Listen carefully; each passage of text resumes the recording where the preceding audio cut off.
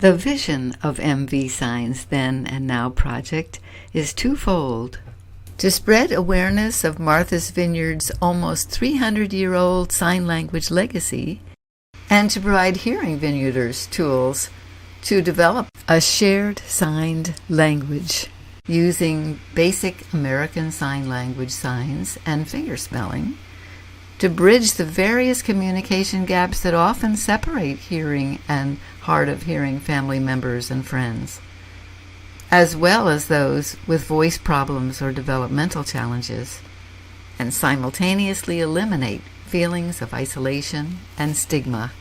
It also provides similar communication tools to business people, health and wellness professionals, and caregivers, so as to better accommodate and welcome our year-round deaf and ASL signing visitors and tourists. Hi, I'm Lynn Thorpe, director and producer of the MV Signs Then and Now project. And I'm excited to welcome you and introduce Dr. Jody Cripps, an American Sign Language professor from Clemson University in South Carolina, and his partner, Stacy Duvall, a medical professional. So, welcome to our podcast. And we're broadcasting from MVTV studio on Martha's Vineyard. And welcome everyone to the conversation. Welcome, Dr. Cripps. Thank you so much for being here. And welcome, Stacy. Vineyarders usually refer to our 300-year-old legacy as Martha's Vineyard's deaf community, and yet it actually wasn't. Rather, it was a community with a shared signed language that colonial deaf signing settlers, carrying a deaf gene from England, shared with the hearing vineyarders. Together, they created a sign language of their own to solve their daily communication needs. Historical records prove their efforts resulted in a community without division, isolation, or stigma. In fact, for a period of time, almost everyone signed on Martha's Vineyard. Dr. Cripps, can you shed a little light on this unusual occurrence and explain how a similar shared signed language could be created to bridge the various communication gaps of today? And also to benefit our many year-round deaf tourists and visitors. Well, first of all, thank you so much for inviting us to be here and to be a part of this interview. This is a great honor for us. We feel so honored to be here. Your question regarding sign community, a sign shared community is now the terminology we use in the academic world. There are places in the world that have this occurring, where you have hearing and deaf people sharing a signed language. They're interacting back and forth. Why? Because there's so many people, deaf people, living in the area. So many people sign, the hearing have to accommodate. They have to adapt to be able to communicate. Martha's Vineyard, there are many deaf people aware and know about the history here at Martha's Vineyard. 300 years, as you mentioned, the legacy, the intermingling of deaf people, the gene pool, intermarrying, and that's how so many people became deaf. And the people decided they had to accommodate, they had to adjust in order to sign and communicate. So that's the story here. My vision for this project, down the road, that we can collaborate and have the hearing and deaf people signing again on the island. So would you share your reasoning for volunteering to collaborate with this project, and how Clemson University's creative inquiry fits into this project? Well, for me, I've always loved American Sign Language. That's who I am as an individual. I'll do everything I can, work as hard as I can, to make something happen, to collaborate, to build a relationship, to see something take shape. When I read your article, and we began sharing, talking, having some discussion back and forth, and realized that we could work together and collaborate. And that's how we got this project going. And just so happens that Clemson University has a class called Creative Inquiry. This is an undergraduate research class for students. It allows them to do research with faculty like me or other members. So it was a nice fit for us to come work together and see what you needed on Martha's Vineyard Island so that we could coordinate the project. So it's wonderful that we can do that. And that's how we got the project going. Love the way your mind works. It's wonderful. So would you share your expertise on how best to introduce signed language to children of all ages, or children and adults of all ages? Really, the natural approach is the best approach. The book, Gross, that you cited in your article, explains a situation that occurred right here on the island. There was a young boy. He asked his mom, "What are the signs for this, and what's the sign for that?" And she taught the boy signs so that he could communicate with an older deaf gentleman in Chilmark at the post office there and at the stores there. So Mom taught him the signs, sent him on his way, and he began to chat with this elderly gentleman. So that's the natural approach. It means that he's going to learn by interacting with him. So, for example, if I meet you and you know a few signs, we'll go back and forth and interact. That's the natural way of learning how to sign. We can provide training, but the natural approach is always the best approach. And how do you envision business people and professionals utilizing signed language?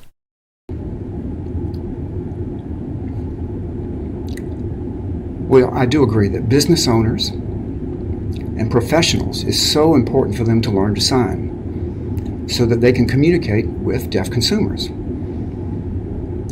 ASL signers will have access, which is so important. There are some businesses now in America who are trying to do such a thing with deaf people, and they provide training. Starbucks, for example, is providing that training for their employees before they even begin work, or as part of their professional development. And that helps them to learn the basics of signs so that they can communicate with deaf people. Starbucks and Amazon are having some discussions about trying to do this. And it's something we can do right here at Martha's Vineyard. We can do this with businesses because there are many deaf people throughout the world who want to come and visit Martha's Vineyard. Is there anything else you'd like to share with us before our next guest? Well, again, thank you so much for inviting us here. It's quite an honor. I just hope that we'll continue to work together and collaborate moving forward and make this project a possibility. I know that your program, you're expanding for signers on the island, not only here, but we could do this throughout America and perhaps the world. That's possible, something to think about.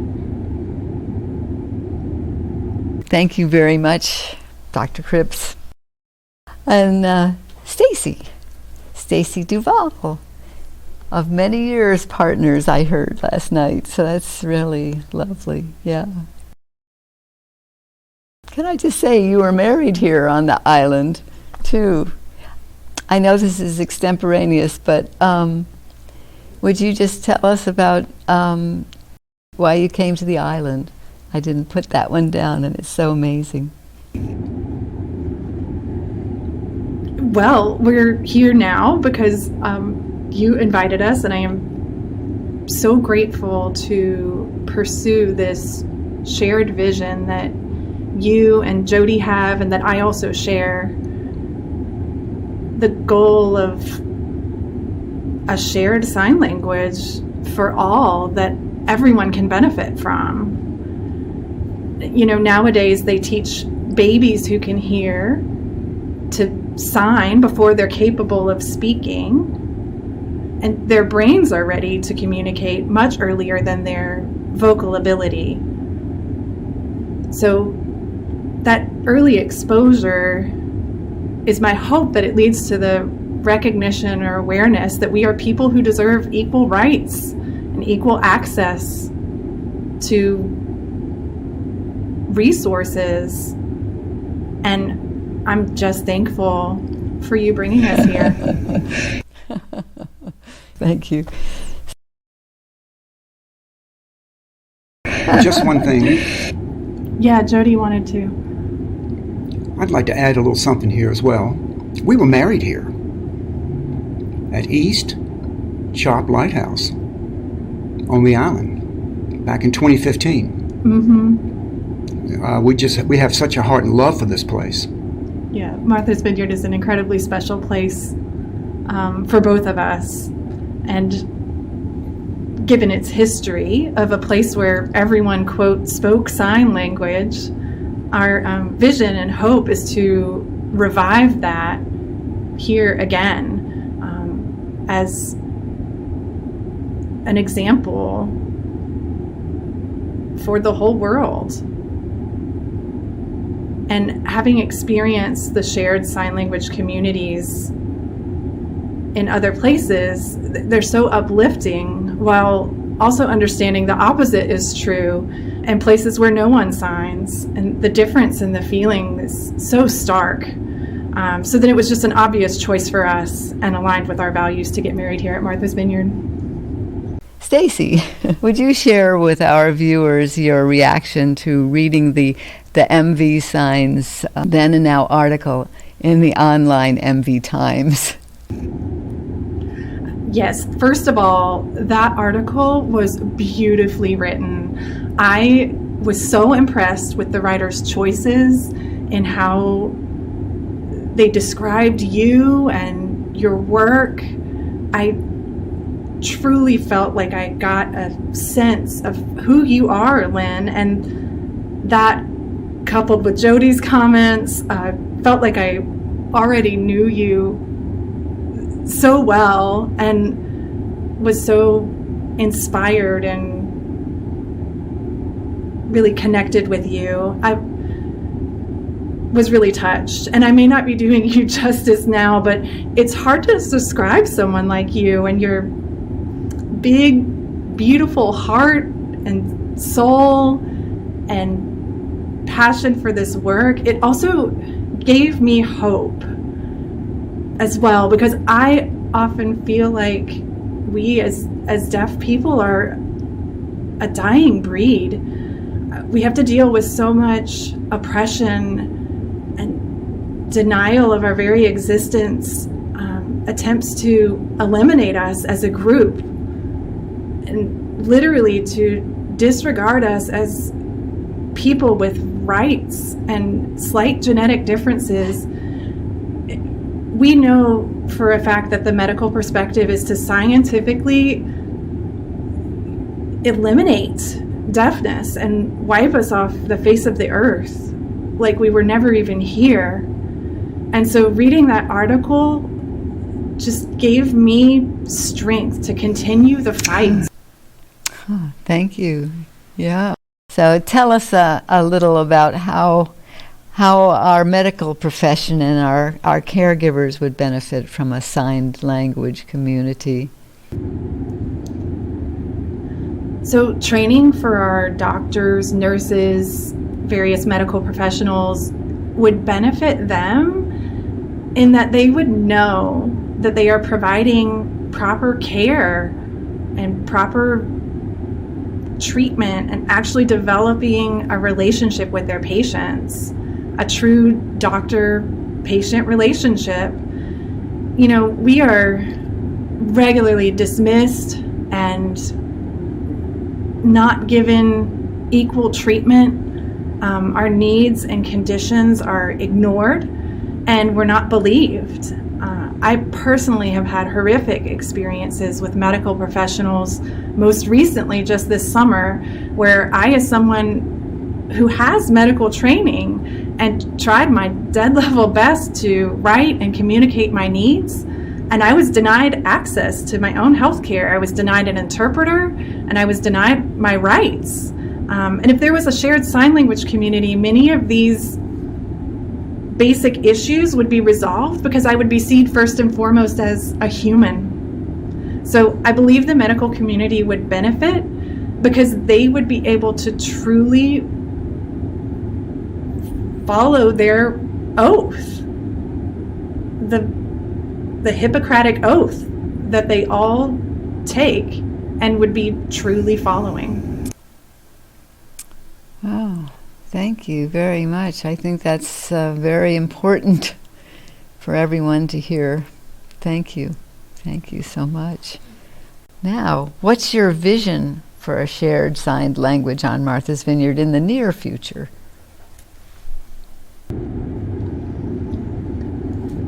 Right. Well, my first hope is that I would get to see you more often because it's just not every day that you meet people like you.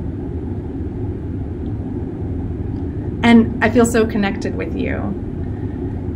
And secondly, my vision is that this work gets the message out that sign language isn't just for deaf people, but that it can be helpful in so many ways, beneficial in so many different ways. A shared sign language, if that was the norm, it would make the world a more beautiful place. I would love to see this project just take off. I don't want it to take another 200-300 years to establish a signing community. So let's get everyone signing ASAP.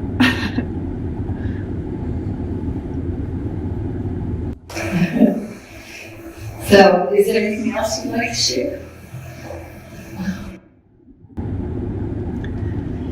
Yes, I want people to know that you don't have to know sign language.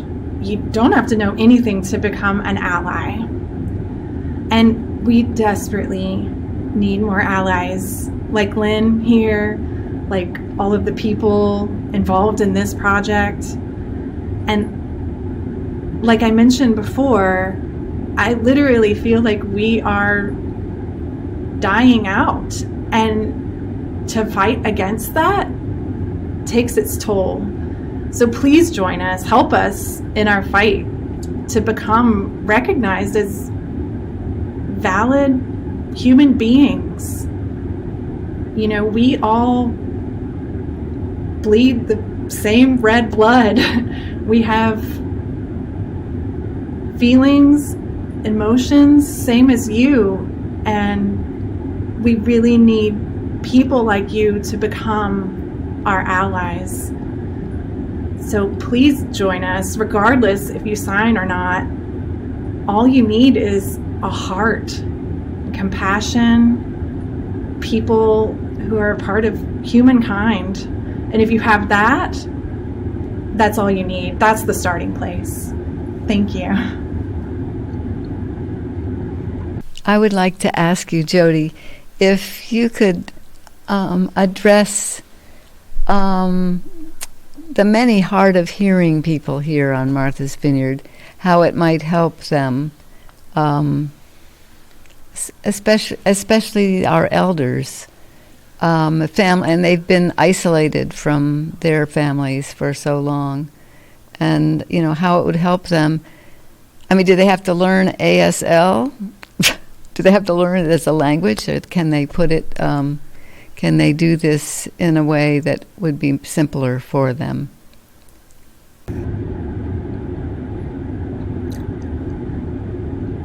Yes, there are some people, and there's a lot of discussion about it going on now, like Dr. Sam Sapalo, who wrote an article about ASL for everyone. A lot of discussion about that, the importance of signing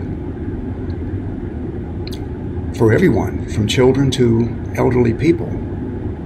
For hearing people, they might have learned signs as a baby, baby signs.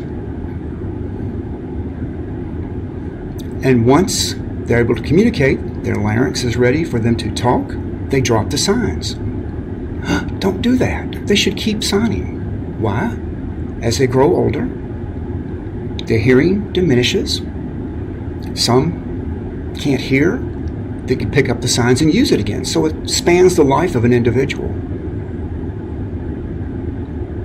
So they should learn, hearing people should learn ASL as a second language. And that would help with that situation. But for now, what we can do is learn ASL. We can provide the training, the basics, so that they can communicate with family members better. Sometimes there's struggle, there's frustration. It happens. People lose their hearing as they get older. Hearing people can become deaf tomorrow. I mean, it's true. They can become deaf, lose their hearing, so they need to think about that. But to have a backup plan, to have a sign language ready, prepared, so they have another way to communicate. It's such a beautiful language, just as Stacy said. It's so beautiful.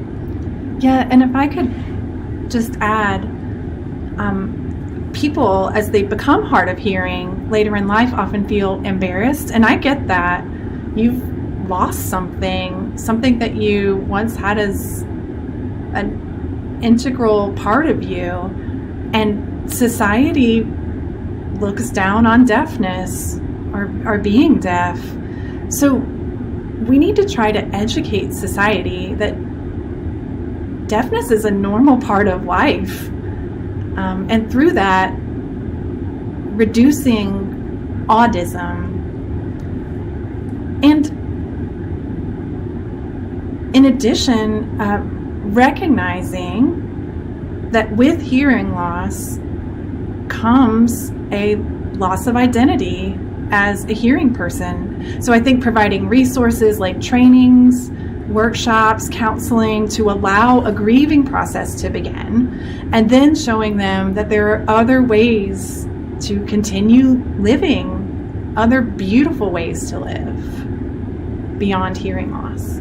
The reason that I got into doing sign was because my husband was getting more and more hard of hearing, and finally did lose his hearing in one ear and then has hardly any in the other, and he can't actually even hear his own voice unless he has his hearing aid on. So it's sort of gotten to that point, but about maybe it was 11 or so years ago, we went to the senior center in Tisbury, and we did some signing there, and it was so helpful.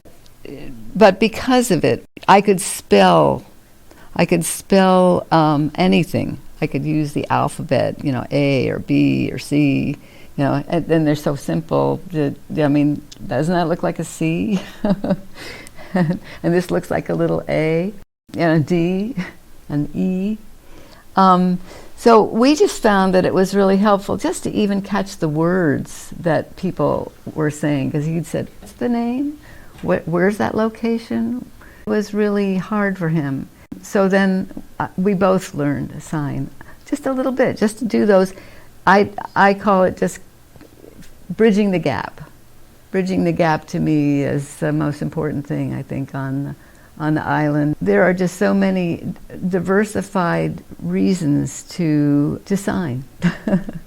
I think it would really help so many people with voice challenges in particular. They could sign just until they get better, or just continue to do that, have a way to actually communicate with their families.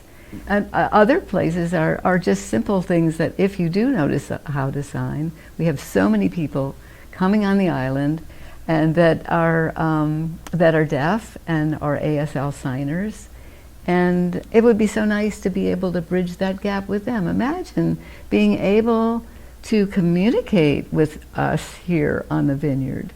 It would be so marvelous to be able to, just welcome them. Even if it was just to say, hello, I don't sign, but I can help you.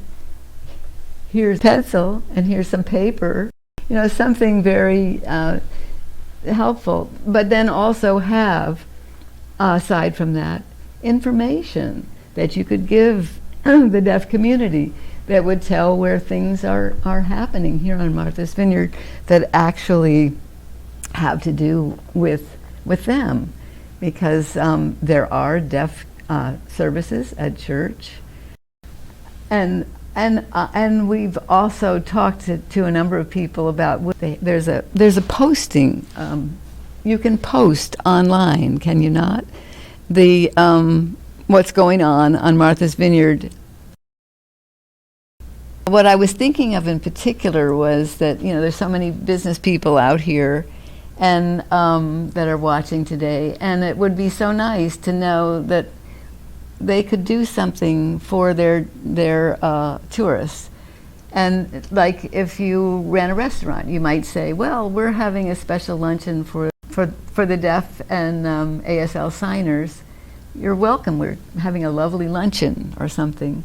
Or there's going to be a movie with closed captions, and so people would know that those things are happening, or there would be special drinks at the bar somewhere, or whatever business people have to offer their community here.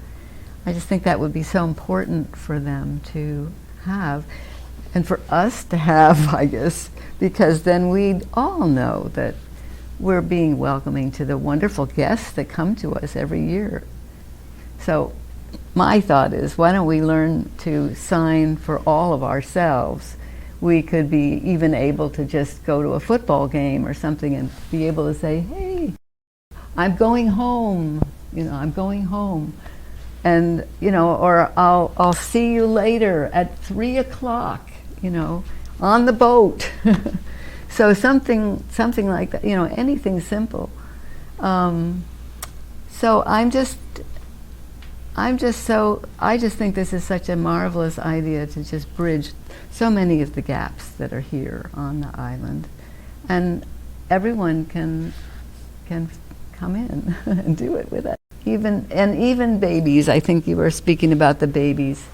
I understand. I'm not completely sure of the age, but I think at 5 months babies can begin. It's pretty early, but they can. Yeah, and yeah. So, wouldn't that be great? I think a lot of you out there do that already, but a lot of people don't know that. But it does. It does help avoid the terrible twos, because by the time they get to be in an age where they can have the right muscles for speaking, then they'll already know the language and they won't be frustrated and we probably won't be either as much, because we'll have this communication going on between us. I think it's important for businesses like the Ferry, and where we stayed in the hotel. The name of the hotel was the Kelly House, and the Ferry was called Steamboat Ferry. These two businesses supported us. This project, they donated in-kind services and gave us free services as a beginning to get this project and collaboration going. The Kelly House, the lady that worked behind the desk, could not sign, but she tried to sign. She wrote back and forth. We worked together, and she learned a few signs, and then we taught her directions, how to turn and do this and that, and taught her just some basic signs. That was a starting point, so that the next time I know that the Kelly House is going to be very supportive of us, and I'll come back. And of course, I'll mention it to my deaf friends so that they can come. Steamboat Ferry supported us, and they're welcoming deaf people to come to the island. Right. And also, I want to thank Nancy with the Chamber of Commerce here. Wow. Her support for this project is just incredible. She made us feel just so welcomed and supported. I don't think I've ever experienced anything like that ever. I feel almost on par with how regular hearing people must feel every day. So really just a huge thank you to Nancy and all of the people here involved and the library. Yes, for making this truly one of the most inclusive and best experiences of my life. The library was very supportive and allowed us to do some of our study there, our research there. The people were ready with pencil and paper. They learned how to sign okay, and they knew a few signs, and I was just so amazed at the interaction that we had. They were so warm to us. And then yesterday, we went to Chilmark Library, and I was shocked. It was beyond what I could imagine. Before, when I visited Chilmark, I looked around, there was just limited, but did not realize there was a library there with more information related to deafness, and some of the paintings, the art, the I love you, some of the signs that they created in the library. The sign for library there? Gosh, with books. They're very supportive, and gosh, it just absolutely blew my mind. It's so critical that we collaborate, we continue this project, move ahead, and improve what we have here and make life better. Yeah, it's really been amazing to see how many people have come to recognize bridging the gaps of communication are so important. It's really thrilling. It's just sort of taking off all by itself. And so, we decided that this particular beginning that we would like to do is to start with the Chamber of Commerce, because the Chamber of Commerce, a large membership, and to help them first. And they're working up a webinar that will on the website for the Chamber of Commerce, and then people can actually go to that website and be able to take a lesson and learn a little bit about how to help themselves learn basic sign language, and this would be more the business terms. And I know too that the Clemson University is also interested in helping the businesses to hone a sort of script of its own to fit their particular needs. So you can go to the Chamber of Commerce website and also see some of the history of Martha's Vineyard's signed language community.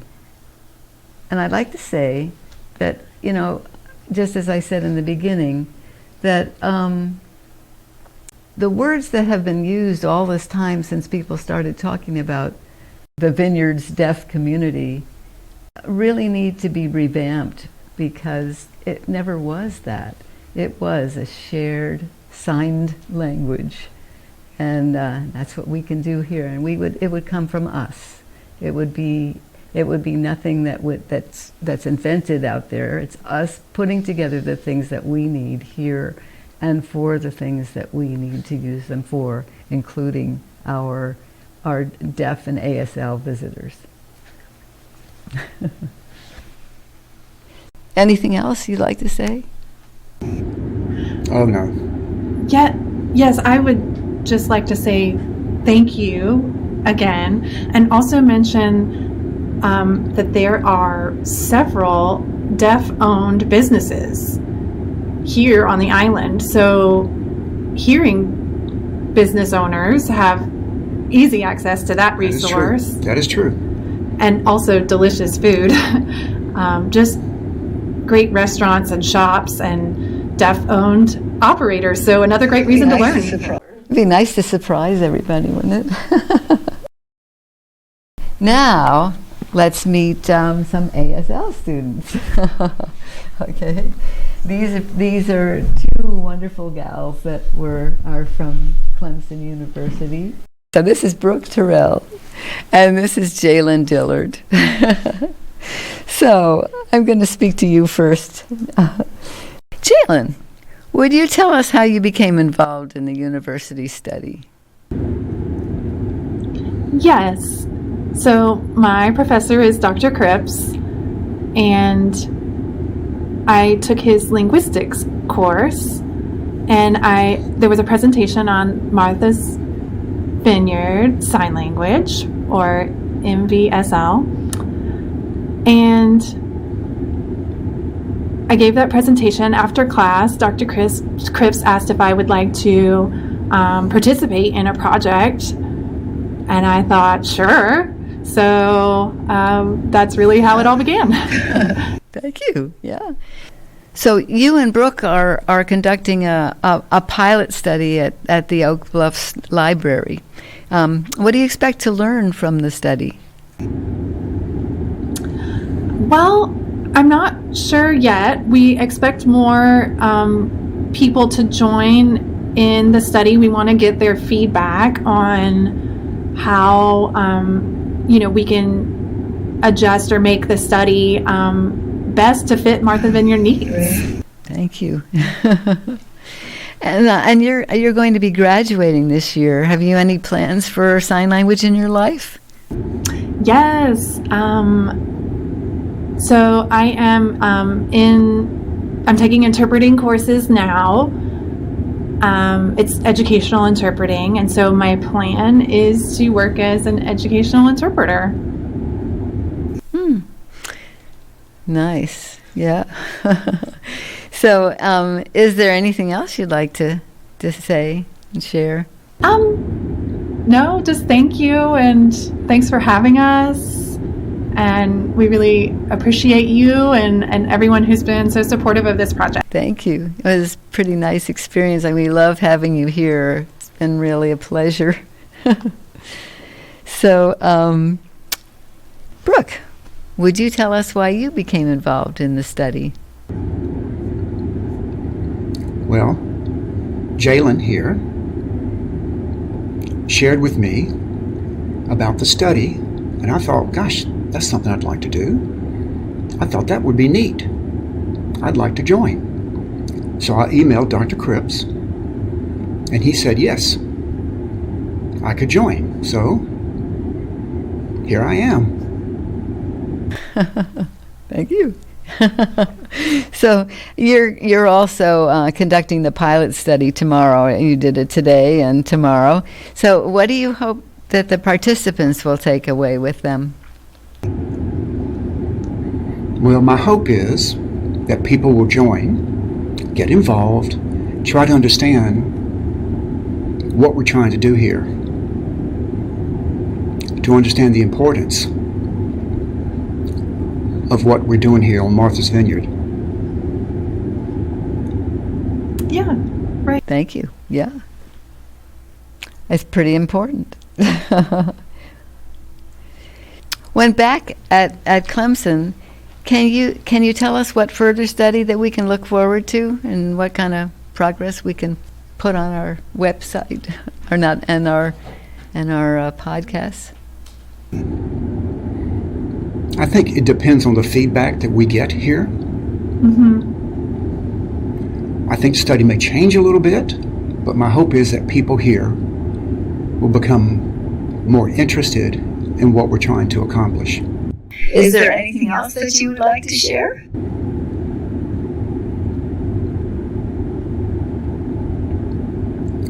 Well, I want people to understand our goals here and really understand what we're trying to do.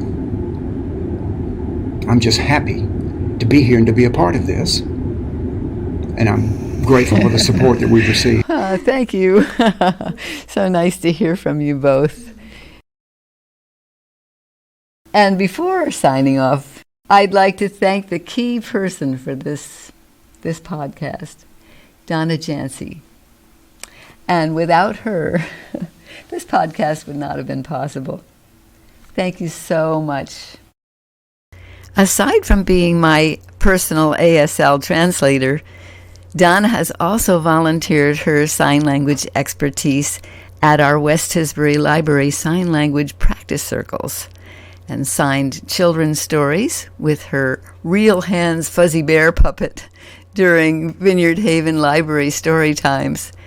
And she also volunteers her assistance with our numerous other research projects. Thank you so much, Donna. And thank you, viewers out there. We really look forward to keeping you updated and broadcasting progress toward reviving a signed language community on Martha's Vineyard. And we're going to do this by encouraging hearing residents to bridge the various communication gaps on Martha's Vineyard today. And I'd like to end the broadcast with a quote from Helen Keller. Alone, we can do so little, but together, we can do much. Thank you for coming, everyone.